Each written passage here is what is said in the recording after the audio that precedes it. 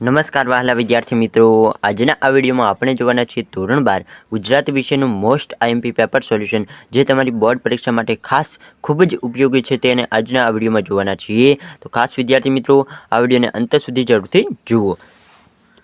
અને વિદ્યાર્થી મિત્રો, ખાસ જણાવી દઉં કે આ હજી પેપર નંબર 1 છે. આપણે આવા તો અનેક પેપર લાવવાના છીએ જેનાથી તમને ઘણો બધો ફાયદો થઈ શકે.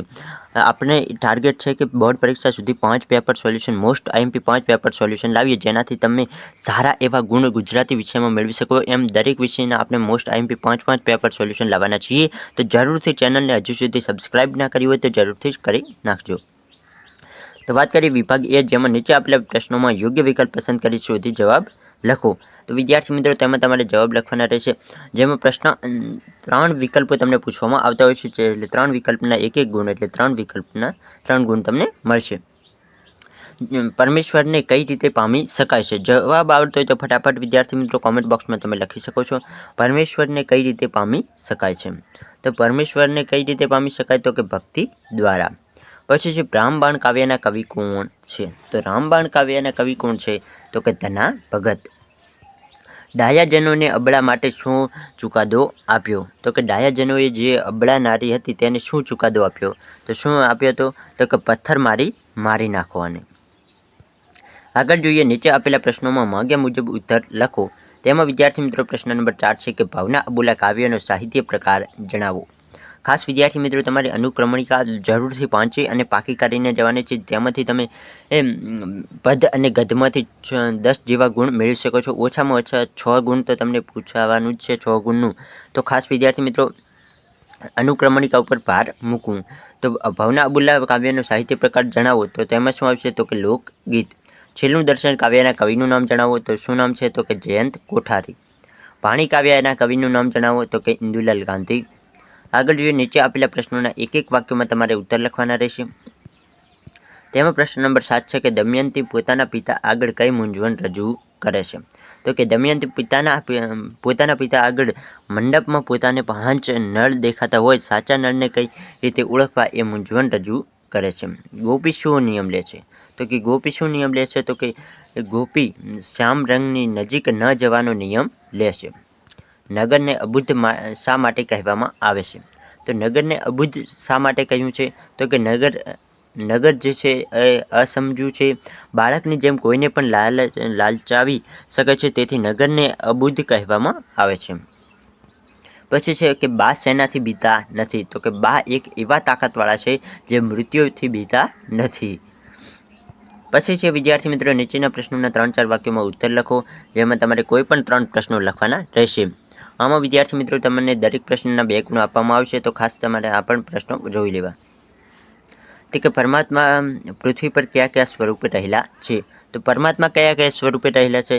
તો કે પરમાત્મા તાત્વિક દ્રષ્ટિએ એક જ છે, છતાં પૃથ્વી પર જુદા જુદા રૂપે અનંત ભાષે. આપણા દેહમાં તે દેહ રૂપે, તત્વમાં તેજ રૂપે, શૂન્યમાં શબ્દ રૂપે, પૃથ્વી પર પવન, પાણી તેમજ ભૂમિ રૂપે અલગ અલગ દેખાતો પરમાત્મા એક જ તત્વ રૂપે વ્યાપી રહેલો છે. પછી છે પ્રશ્ન 12 કે પતિની વાતનો ઉર્મિલાએ શું જવાબ આપ્યો? તો શું જવાબ આવે છે? તો કે લક્ષ્મણ વનમાં જાય છે, તે વાત સાંભળી ઉર્મિલા સ્તબ્ધ થઈ જાય છે. તેને અત્યંત આઘાત લાગે છે, પરંતુ તે લક્ષ્મણ પોતાના મોટા ભાઈ અને ભાભીની સેવા કરવા માટે વનમાં જાય છે. તે સાંભળી તે સ્વસ્થ થઈ લક્ષ્મણને કહે છે કે વહાલા, તમે ધર્મનો વિચાર કરીને તમારા ભાઈની સેવા માટે જાઓ છો, તો આ સત્કાર્યમાં મારાથી અવરોધ કઈ રીતે ઊભો કરી શકાય? તમારા દુઃખમાં હું કઈ રીતે વધારો કરી શકું?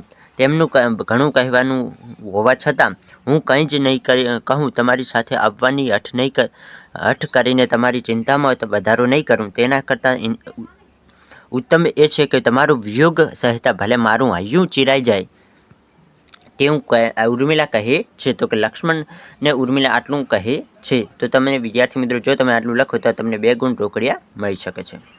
હવે આગળ વાત કરીએ પ્રશ્ન નંબર 13 કે શક્યતાના દ્વાર ખખડાવવા એટલે શું? તો કે શક્યતાના દ્વાર ખખડાવવાથી કવિ કોઈ કાર્ય પૂર્ણ કરવા માટેની બધી શક્યતાઓ તપાસી લેવા માંગે છે.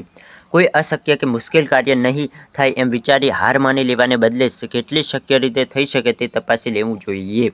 તો કે કવિ અહીં કહેવા માગે છે કે કોઈ પણ કાર્યને કેટલી રીતે તે થઈ શકે છે તેને ચકાસવું જરૂર છે. તમે કોઈ પણ કાર્યને કરતા હોય ત્યારે એક બાજુથી તમને અસફળતા મળે તો તમારે તેને બીજી કઈ રીતે તમે કરી શકો છો તે તમે જોવું જોઈએ. તો એટલે કે કવિ એવું કહેવા માગે છે તમારે કોઈ પણ કાર્યમાં હાર ના માનવી જોઈએ જ્યાં સુધી તમને એવું લાગે કે આમાં આ રીતે પણ કાર્ય થઈ શકે છે, એવું કવિ કહેવા માંગે છે. તો કે આ માટે કવિ પથ્થરનું ઉદાહરણ આપે છે. પથ્થર એક નિર્જીવ વસ્તુ છે, તેમ છતાં તેને બોલાવી જોવાનું કવિ કહે છે કે એટલે કે અશક્ય લાગતી શક્યતા પણ એકવાર તપાસી લેવી જોઈએ, એમ કવિ કહેવા માંગે છે. તો કે કવિ કહે છે કે એકવાર પથ્થરને પણ બોલાવી જુઓ, કદાચ તે બોલી જાય તો. એટલે કે અશક્ય વસ્તુને પણ એકવાર શક્ય બનાવવાનો પ્રયત્ન કરો, કદાચ તે શક્ય બની જાય તો, એવું કવિ કહેવા માંગે છે. પછી છે બા આખા કુટુંબનો ખ્યાલ કેવી રીતે રાખતા હતા. તો કે બા સમગ્ર કુટુંબનો ખ્યાલ રાખતા હતા. કુટુંબના તમામ સભ્યોને સુખડીમાં ઘી રેડીને ખવડાવતા હતા. તો કે બા એક એવા વ્યક્તિ હતા જે દરેક લોકોની સેવા કરતા હતા. દરેક જે ઘરમાં લોકો હતા તેમને દરેકને સુખડીમાં ઘી રેડીને ખવડાવતા હતા. સૌને ઉડવાનું બળ આપી પછી ઉડવાનું એટલે કે પગભર થવાનું શીખવતા હતા. આમ આ રીતે બા સૌને સ્વાવલંબનનો પાઠ શીખવતા હતા. તો કે બા બીજાને કઈ રીતે પગભર થવું, જે એમના કુટુંબીજનો હતા, તેમના દીકરાઓ, તેમને જે સંપૂર્ણ પરિવાર હતો તેમને પગભર કઈ રીતે થવું, એટલે કે પોતાની જાતે કઈ રીતે દરેક કાર્ય કરવું, પોતાની જાતે કઈ રીતે પોતાનું જે ઘર ગુજાન ચલાવવું તે શીખવતા હતા. એમ આ રીતે બા પોતાનો કુટુંબનો ખ્યાલ રાખતા હતા. હવે જોઈએ વિદ્યાર્થી મિત્રો, નીચેના પ્રશ્નોના સવિસ્તર ઉત્તર લખો. તેમાં તમારે કોઈ પણ એક પ્રશ્ન લખવાનો છે અને તેમાં તમને 4 ગુણ એક પ્રશ્નના મળશે. તો આમાં વિદ્યાર્થી મિત્રો તમને 2 પ્રશ્નો પૂછવામાં આવશે, પરંતુ તમારે કોઈ પણ એક પ્રશ્નનો સાચો જવાબ લખવાનો રહેશે. તો વાત કરીએ કે 15મો પ્રશ્ન છે કે નાયિકાએ પતિને મનાવવા શા પ્રયત્નો કર્યા અને તેનું શું પરિણામ આવ્યું. તો કે નાયિકાનો પતિ તેનાથી નારાજ થઈ ગયો છે. તેને મનાવવા માટે નાયિકા આ પ્રમાણે પ્રયત્નો કરે છે. શું પ્રયત્નો કરે? તો કે નાયિકાએ ડુંગર ખોદીને રહેવા માટે ખાસ ઘર તૈયાર કર્યું છે અને તેમાં કાચના બારણા જડ્યા છે. નાયિકાએ અગર ચંદનના ચૂલા બનાવી તેમાં ટોપરાના બળતણ ભર્યા છે. ખીર બનાવવાના દૂધના આંધણ મૂકી તેમાં 1 શેર જેટલા ચોખા ઓર્યા છે. આ બધા પ્રયત્નો કર્યા પછી પણ નાયિકાને પતિ માનતો નથી અને નાયિકા સાથે બોલતો નથી. આથી નાયિકા નિરાશ થઈ મૂંઝાઈ જાય છે અને આ સમસ્યાના ઉકેલ માટે પોતાના પિયરમાં દાદાને સંદેશો મોકલે છે. તો કે નાયિકા જે છે તે ઘણા બધા પ્રયત્નો કરે છે, તેમ છતાં તેનો પતિ નથી માનતો. ત્યારબાદ તે પોતાના દાદા જે પિયરમાં રહે છે તેમને સંદેશો મોકલે છે અને તેમના દાદાને જણાવે છે કે હવે મારે મારા પતિને કઈ રીતે મનાવવું. હવે આગળ વાત કરીએ પ્રશ્ન 15 કે કાવ્યના આધારે ઉર્મિલાનું ચરિત્ર ચિત્રણ કરો. તો કે ઉર્મિલા જે કાવ્ય છે તેના આધારે ઉર્મિલાનું ચરિત્ર ચિત્રણ કરવાનું છે. તો કે લક્ષ્મણ, રામ અને સીતા સાથે વનમાં જાય છે. સમાચાર સાંભળી ઉર્મિલા બહાવરી બની જાય છે. તે સ્તબ્ધ થઈ લાકડાની પૂતળી જેવી થઈ જાય છે. લક્ષ્મણને દૂરથી વનના વસ્ત્રોમાં સજ્જ થઈ આવતા જોઈ ઉર્મિલાનું હૈયું ચીરાઈ જાય છે. લક્ષ્મણ પોતાના ભાઈ અને ભાભીની સેવા કરવા માટે તેમની સાથે વનમાં જાય છે. તે જાણીને ઉર્મિલા સ્વસ્થ થઈ જાય છે અને સંયમ ધારણ કરી લક્ષ્મણને કહે છે કે તમે તમારા ધર્મનું પાલન કરો, હું તેમાં અવરોધ ઊભો નહીં કરું, તેમજ તમારી સાથે આવવાની હઠ પણ નહીં કરું, તમારી ચિંતામાં વધારો પણ નહીં કરું. રાજવધુ તરીકે તે પોતાની જવાબદારીઓને સમજે છે અને સ્વીકારે છે.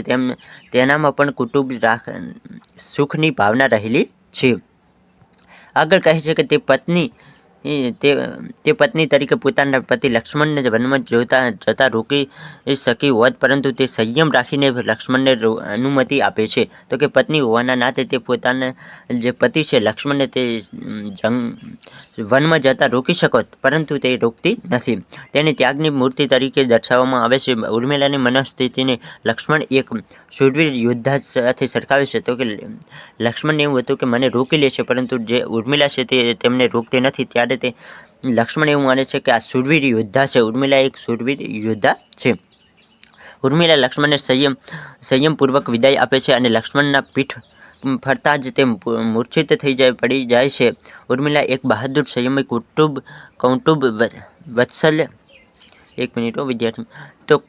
વત્સલ, ધૈર્યવાન, સમજુ અને પ્રેમાળ નારી તરીકે ચિત્રિત થયેલ છે. આમ ઉર્મિલાના ઉચ્ચ ચરિત્ર આગળ નતમસ્તક થવાનું મન થાય એટલું ઉમદા તેનું ચરિત્ર ચિત્રણ થયેલું છે. તો અહીં વિદ્યાર્થી મિત્રો આપણે વિભાગ એ નું સંપૂર્ણ સોલ્યુશન જોયું છે. જો તમારે વિભાગ બી નું સોલ્યુશન જોવું હોય તો ચેનલને સબસ્ક્રાઇબ કરીને જરૂરથી રાખજો. આ બહુ જ જલ્દી તેનો પણ વિડીયો આવી જશે.